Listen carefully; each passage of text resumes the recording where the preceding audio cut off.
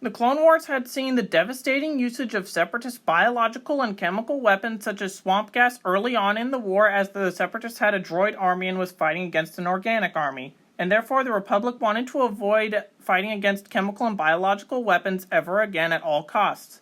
The Battle of Honoghr took place in 20 BBY and began as a minor skirmish between the Republic and Separatist forces, but it quickly developed into a very violent ground battle between the Republic and native Noghri on the surface of Honoghr in an effort to limit further Separatist biological and chemical weapons programs.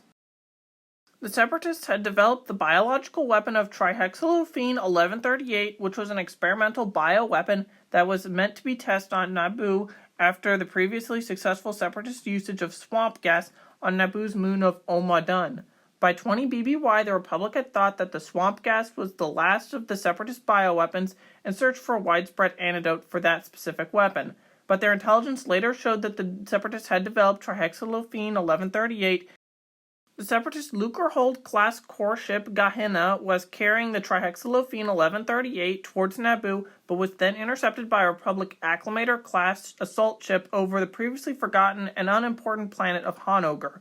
Both ships were heavily damaged in the battle and drawn into the atmosphere as both launched escape pods, but the Republic cruiser was able to eventually escape. However, the Separatist ship crashed into Honoghr's surface, breaking off the highest peak of a tall mountain in the process, and it began to leak the forest-killing chemical cargo into Honoghr's ecosystem. The Noghri also killed all of the clone survivors from their escape pods and stew up their armor across the temples all over Honoghr. The Gehenna, however, was carrying the Scientific Instrument Package, or SIP, which contained both evidence pertaining to the virus and proof of the Separatists' intentions with it. Jedi Knight Ree-KN commanded the Acclamator, which engaged the Gehenna over Honoghr and took a clone trooper with him to the surface to search for the SIP. After 3 days of searching, N and the clone trooper reached the Gehenna's crash site and discovered that the native Noghri had taken the SIP when they salvaged the ship. N managed to track the SIP to an ancient Rakatan temple where the Noghri had taken the package. The Jedi General and his clone trooper infiltrated the temple, and N sent a report via a comm link to Jedi General Aayla Secura, informing her of the SIP's location. Secura ordered N to refrain from attaining the device until a backup squad reached their location. However, N's death came after the Noghri guarding the temple were alerted to the presence of N and his clone trooper. Letting Secura know that he had been detected, N then engaged against the Noghri, who had then tragically killed the clone trooper, and shortly afterwards N was overwhelmed and killed by the Noghri as well. The 327th Star Corps was then deployed onto Honoghr to finish N's mission and recover the SIP. Jedi General Aayla Secura and Clone Commander Bly led their squad of 327th troopers to the perimeter of the Rakatan Temple, but upon approaching it, the squad came under attack by the Noghri. Bly and Secura were the only survivors in the massive Noghri attack and were therefore forced to retreat into the temple. The Noghri followed them inside, and both Bly and Secura were saved by Quinlan Vos, who shot all of the Noghri inside. However, things were hostile with the arrival of Vos, as Quinlan had officially been classified as a traitor to the Republic because he was working for Count Dooku. Despite being classified as a traitor, he was actually put on a secret mission by the Jedi Council to try to learn who the other Sith Lord was and to earn Dooku's trust, as well as infiltrate all of Dooku's operations. Commander Bly was very hesitant to trust Vos as he believed the Republic reports about Vos being a traitor, but Secura told Bly that Vos was just infiltrating Dooku's operation and he wasn't actually a Dark Jedi.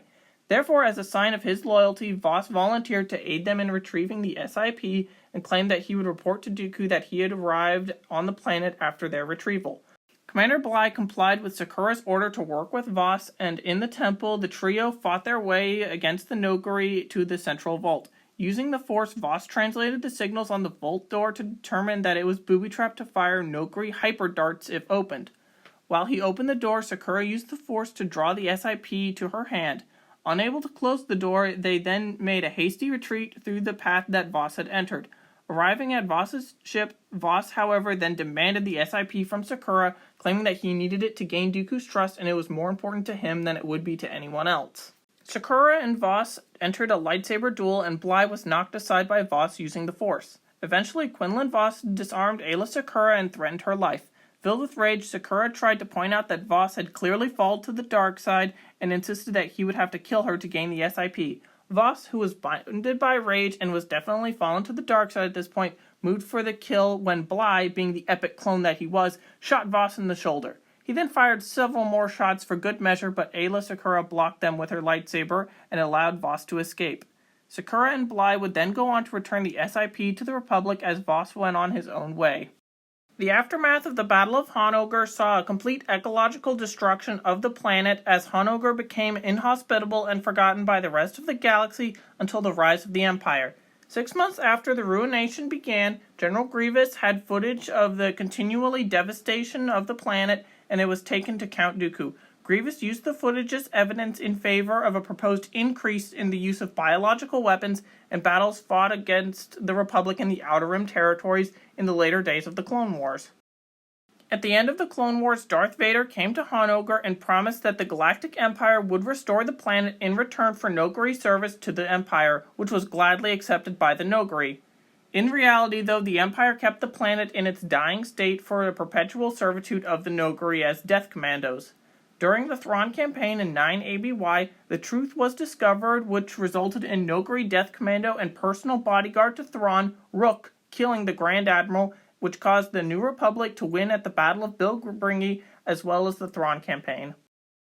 And that is the Clone Wars Battle of Honoghr. Did you know about it before this video? What other Clone Wars battles or Star Wars Expanded Universe battles and campaigns would you like for me to cover? Let me know in the comments, and thank you for watching.